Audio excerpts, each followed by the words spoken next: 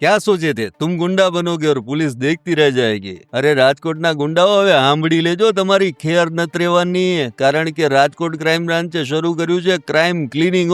અત્યાર સુધીની સૌથી મોટી કામગીરી એટલે કે કડક કાર્યવાહી શરૂ થઈ ગઈ છે. થોરાળા વિસ્તારમાં જેનું નામ સાંભળીને લોકો ફફડતા હતા ને, એ શામજી મક્કા ગેંગના સામ્રાજ્યને ડીસીપી જગદીશ બાંગરવા સાહેબ અને તેમની ટીમે જળમૂળથી ઉખેડી નાખ્યું છે.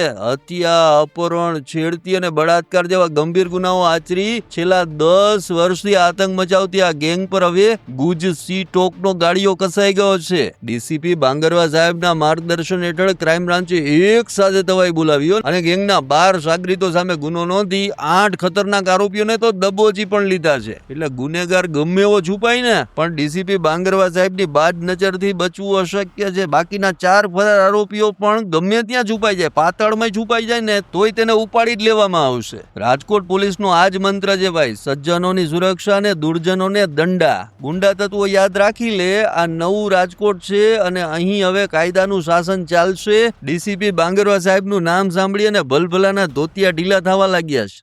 અમારી તમામ માહિતીથી અપડેટેડ રહેવા માટે જોડાયેલા રહો ત્રિશુલ ન્યૂઝ સાથે.